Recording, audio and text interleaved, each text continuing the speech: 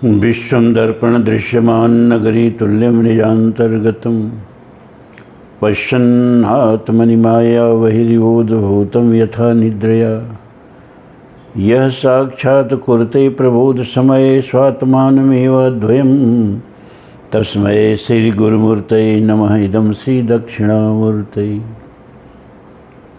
सत्संग प्रेमी धर्म प्राण सज्जनों, विवेक चूड़ामणि का हम लोग अनुशीलन कर रहे हैं। पंचकोश विचार चल रहा है और एक एक कोषों का वर्णन करके शंकराचार्य जी बताते चल रहे हैं कि यह आत्मा कैसे नहीं है, इसमें आत्मा का लक्षण घटित नहीं हो रहा है, इसलिए आत्मा नहीं है। पहले अन्नमय कोष बतलाया, अन्न से बना हुआ यह जो पूरा शरीर है, स्थूल शरीर अन्नमय कोष है, जन्मता है, विकृत होता है, मरता है, तो ये आत्मा कैसे हो सकता है। फिर बताते हैं प्राणमय कोष, समूचे कर्म इंद्रियों के साथ कार्य करने की जो ऊर्जा है, प्राणमय कोष है। ये प्राण भी कभी शिथिल होता है, कभी कम होता है, कभी ज़्यादा उत्साह में रहता है, घटता बढ़ता रहता है, एक दिन समाप्त हो जाता है। तो यह मरणशील क्षणशील प्राणमय शरीर, प्राणमय कोष आत्मा कैसे हो सकता है।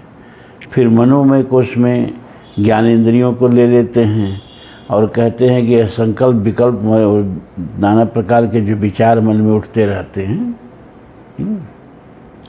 ये मन जो है संकल्पात्मक विकल्पात्मक होता है। संकल्प विकल्प विचारों के इसमें लहरें उठा करती हैं, विचारों के प्रवाहों की बहती हुई एक नदी है। ये कोई मटेरियल सब्सटेंस नहीं है, कोई पदार्थ से बना हुआ नहीं है। कोई डॉक्टर डिसेक्शन करके और मन को पकड़ नहीं सकता अपनी चिमटी से, बाकी मन है। और जितना हम शरीर को महसूस करते हैं उतना ही मन को भी महसूस करते हैं। अब मन का अलग अलग विज्ञान है, मनोवैज्ञानिक अपना इस पर विचार करते रहते हैं।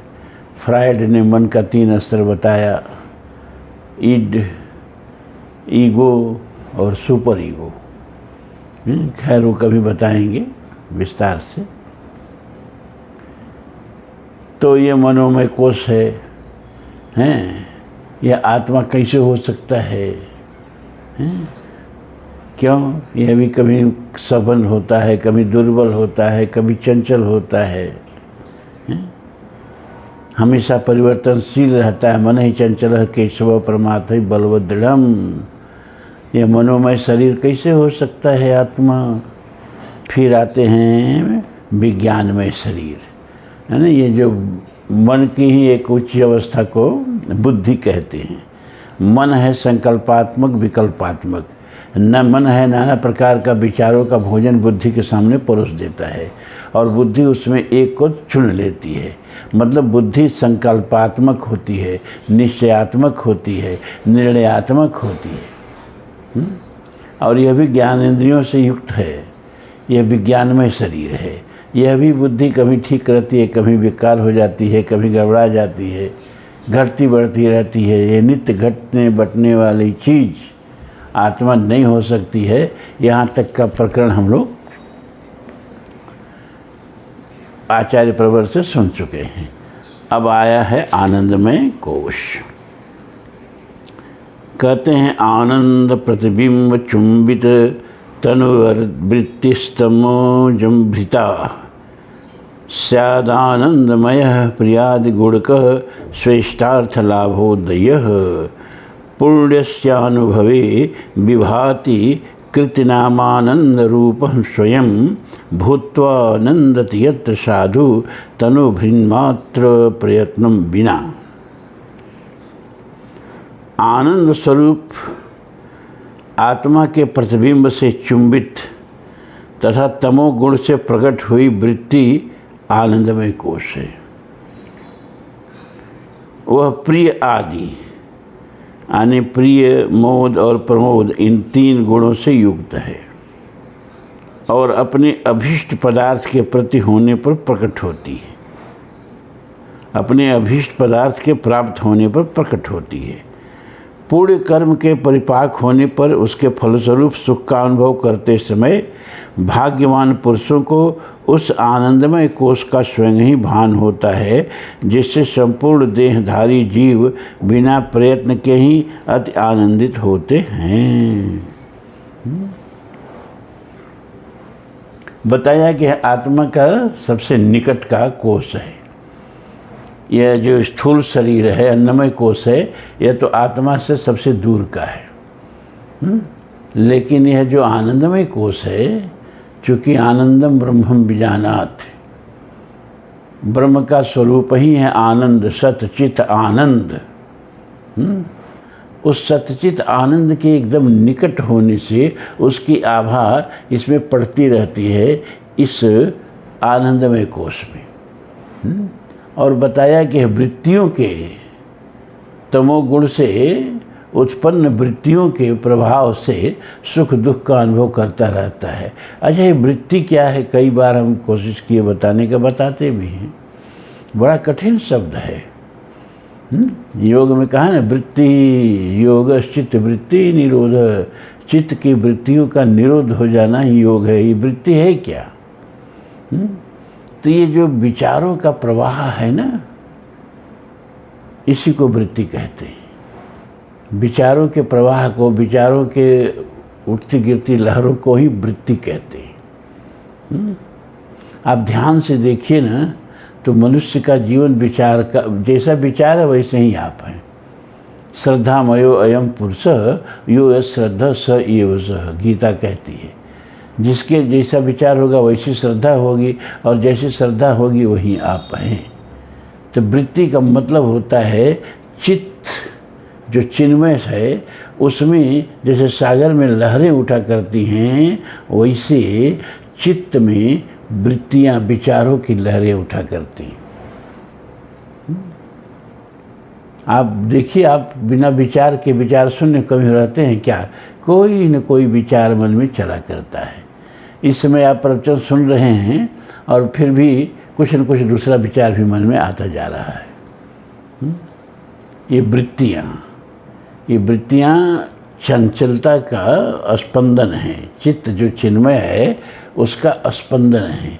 जैसे सागर का स्पंदन लहरें हैं। अब ख्याल करिए, लहर उठती है, फिर गिरती है, फिर उठती है, फिर गिरती है।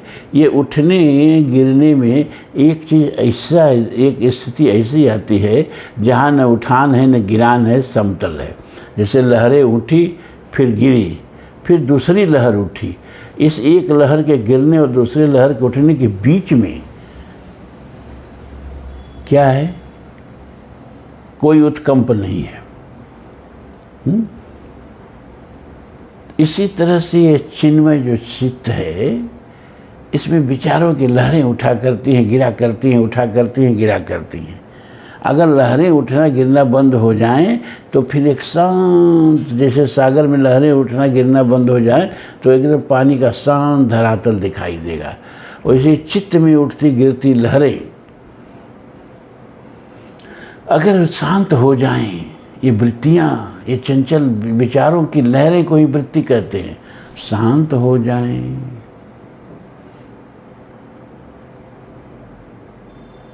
तो फिर जो बचेगा वह चिन्मय बचेगा, वह चेतन बचेगा। और चेतन ही परमात्मा है, सत चित आनंद। आनंद रूप, चिन्मय रूप, सत रूप परमात्मा है। लेकिन इस परमात्मा में ये उठती गिरती जो लहरें हैं, उसके स्वरूप को ढक के, और जो विचार है उसी को हम देखते हैं। हम सागर कहाँ देखते हैं? सागर में उठती गिरती लहरों को देखते हैं।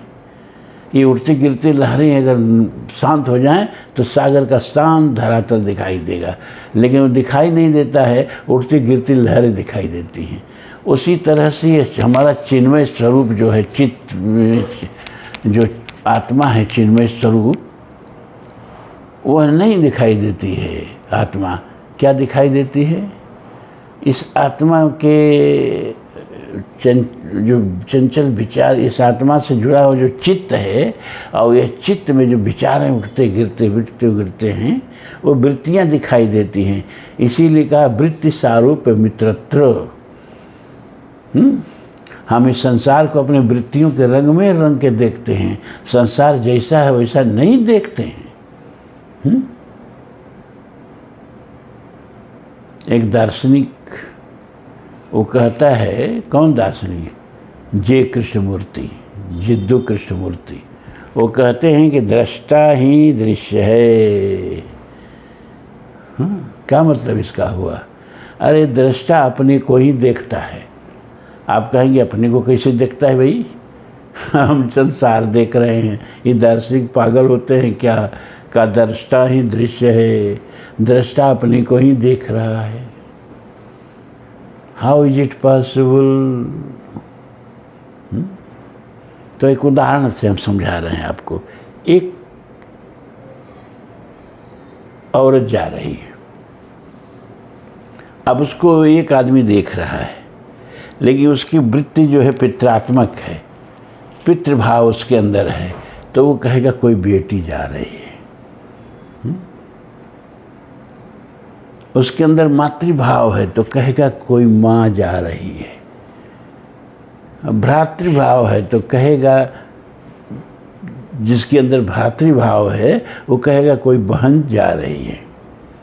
जिसके अंदर इस तरह का कोई भाव नहीं है वो कहेगा कोई औरत जा रही है। और जिसके अंदर काम भाव है वो कहेगा कोई कामनी जा रही है।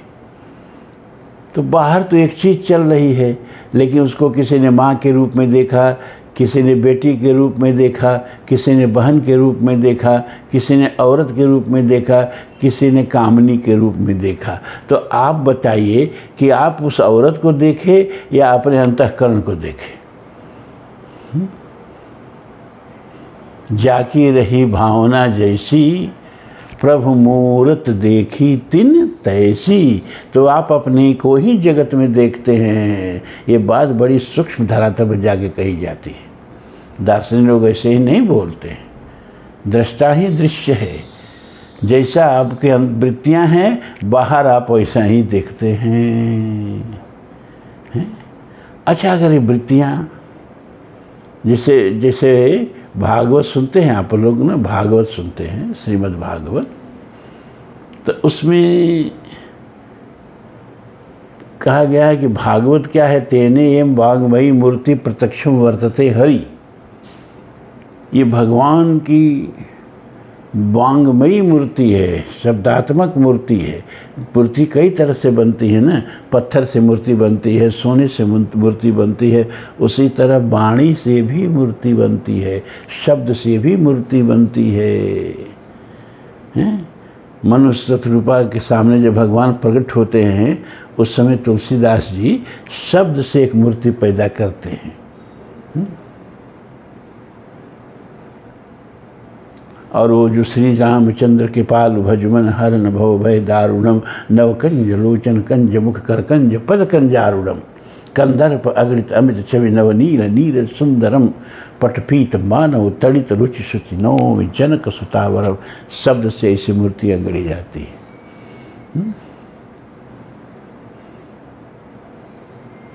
मनुष्य शत्रुपाला प्रकरण पढ़िए। छवि समुद्र हरि रूप बिलोकी, एकटक रहे नयन पट रोकी, त्रिपित मान ही मनुष्य शत्रुपा, सादर चित्वत रूप अनूपा। वह सारे रूप का प्रकरण पढ़िए। शब्द से मूर्तियाँ कैसे गढ़ी जाती हैं। तो ये शब्दमयी मूर्ति है भगवान कृष्ण की। कौन? भागवत। तेने एवं वाङ्मयी मूर्ति प्रत्यक्षम वर्तते हरि। कहा चलो मूर्ति है तो मूर्ति तो कई तरह से गढ़ी जाती है। ये किस तरह की शब्दात्मक मूर्ति है? कहा ये गोवर्धनधारी भगवान श्री कृष्ण की मूर्ति है। गोवर्धनधारी भगवान श्री कृष्ण का कहने का क्या मतलब? मतलब ये कि भक्त की रक्षा के लिए दौड़ के आने वाली मूर्ति नहीं है, भक्त की रक्षा करते हुए वाली मूर्ति है। उंगली पर उठा करके गोवर्धन और सारे ब्रज की रक्षा कर रहे हैं, सारे गोकुल वासियों को बचा रहे हैं इंद्र के प्रकोप से। रक्षा करती हुई मूर्ति है। आने में देरी का कोई सवाल ही नहीं है, जो हिरण्यकश्यप और प्रहलाद वाले प्रकरण में घटित होता है। जब भगवान प्रहलाद का हिरण्यकश्यप का वध कर दिए, उसका वक्ष विदीर्ण कर दिए, और उसकी आंतड़ी को निकाल करके माला की तरह पहनने लगे। उनके विकराल रूप को देख करके सारा संसार डरने लगा। अब किसी की हिम्मत नहीं पड़ी कि प्रभु को शांत कराने जाएं। भगवान शिव भी जवाब दे दिए, ब्रह्मा भी जवाब दे दिए, नारद भी जवाब दे दिए। तो लक्ष्मी जी को बुलाया गया, उनके पति हैं भाई, वही मनाएं, वही उनको शांत करें। लक्ष्मी जी ने जब नरसिंह भगवान का रूप देखा तो भाग खड़ी हुई, हाँ ना ना ना, हम नहीं मनाने जाएंगे ना। लक्ष्मी जी भी डर गई।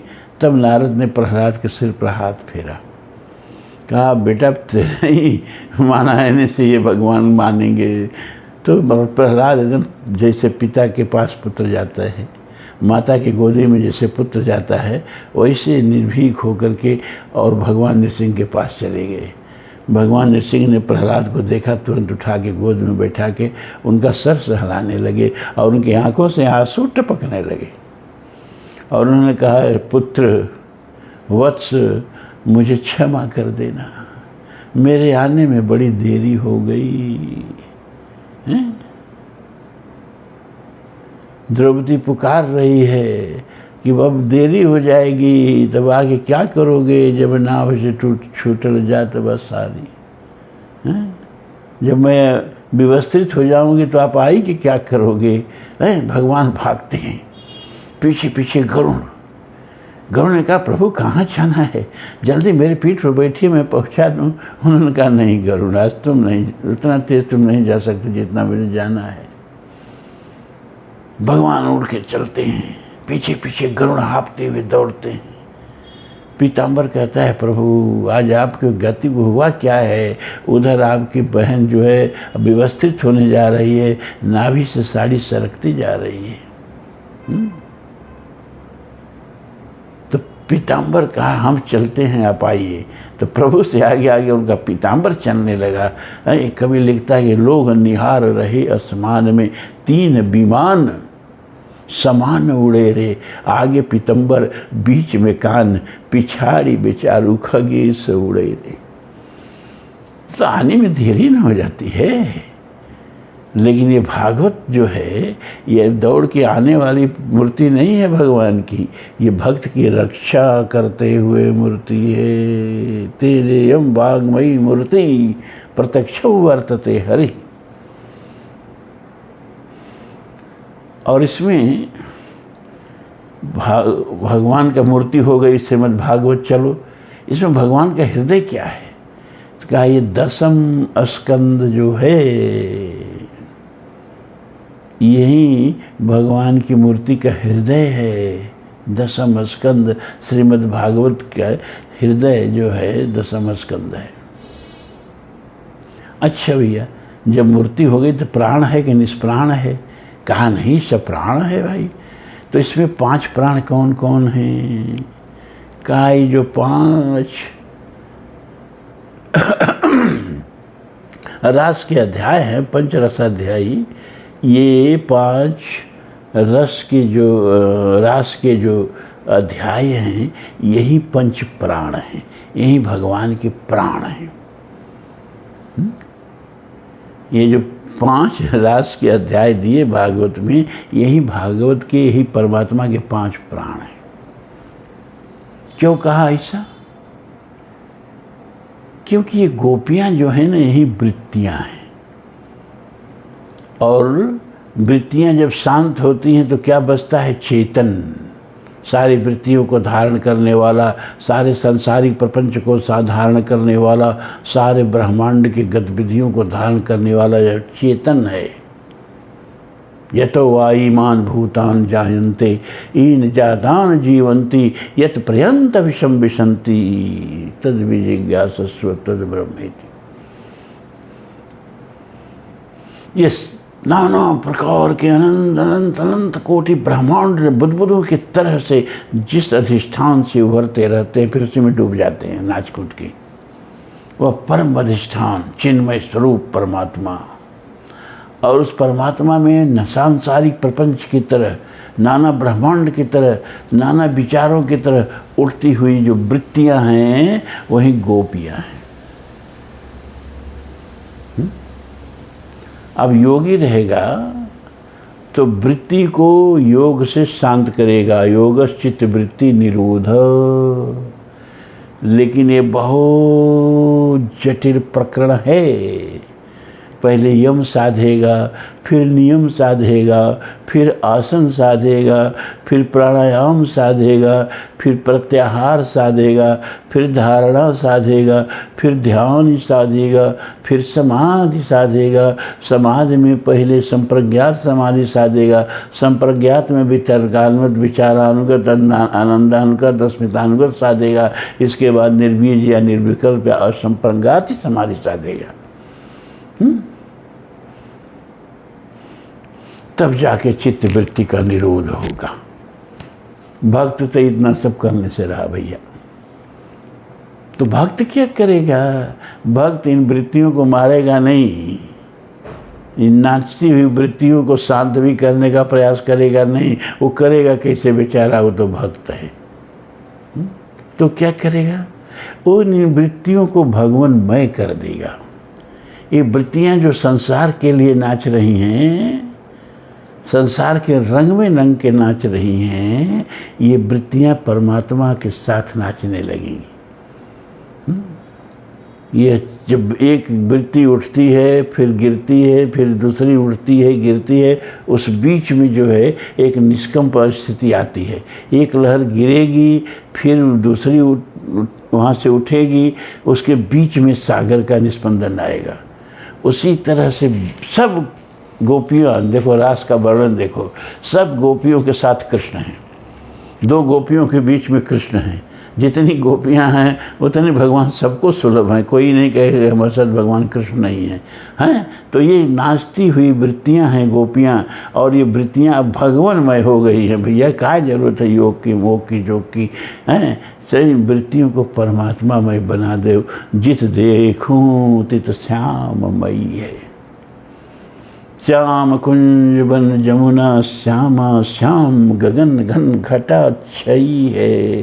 अरे सब रंगन में श्याम मिलो हैं, मन श्यामता बेल बई।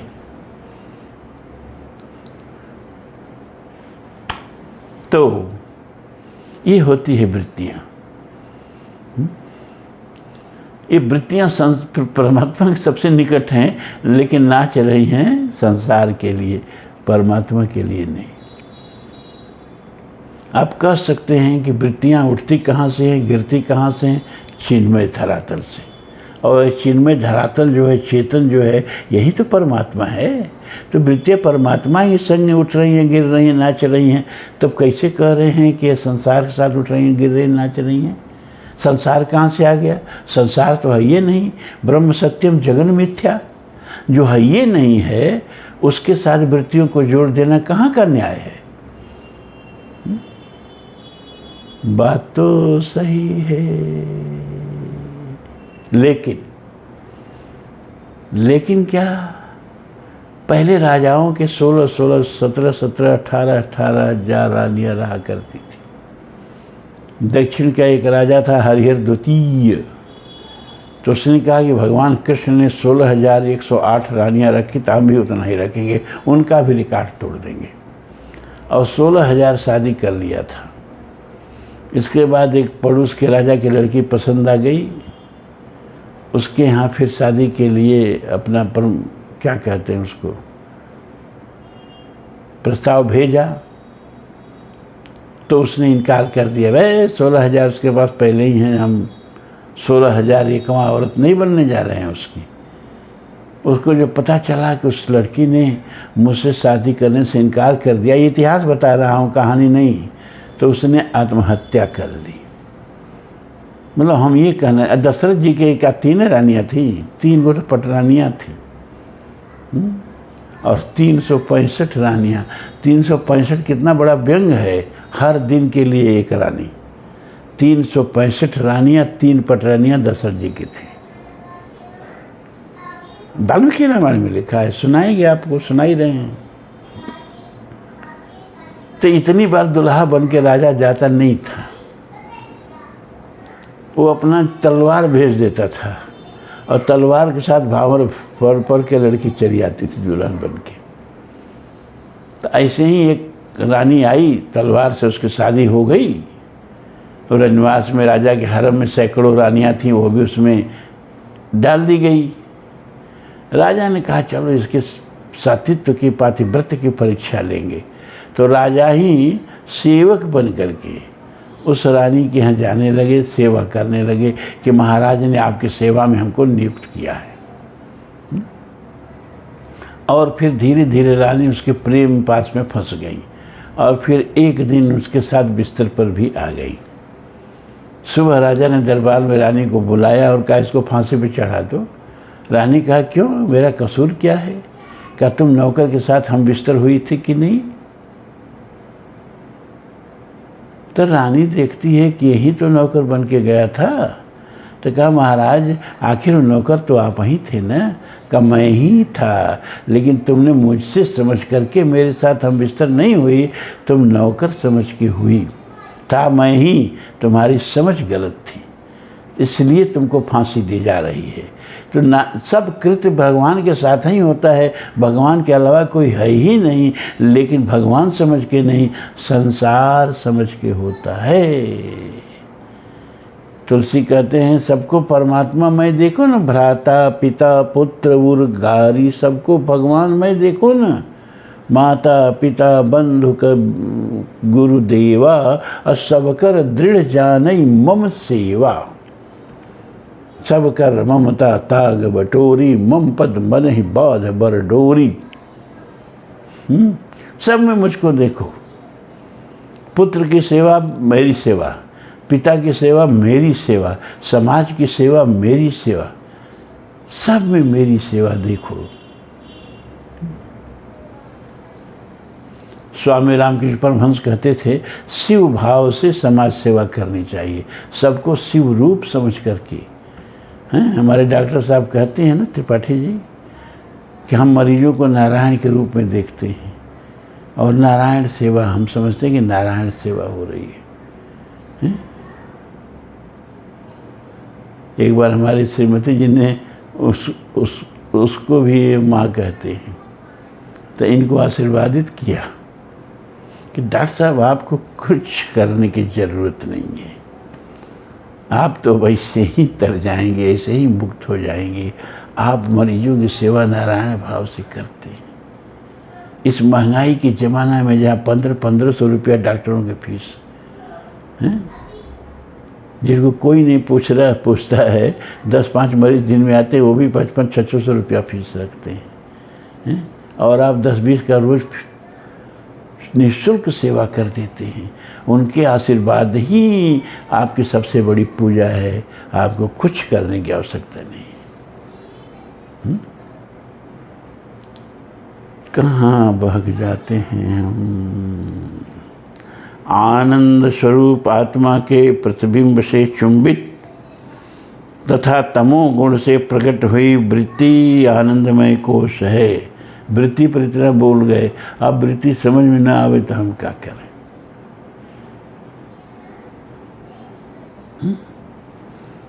वह प्रिय आदि गुणों से युक्त है और अपने अभीष्ट पदार्थ के प्राप्त होने पर प्रकट होती है। अभीष्ट पदार्थ के जो इच्छा है वो मिल गया तो खुश।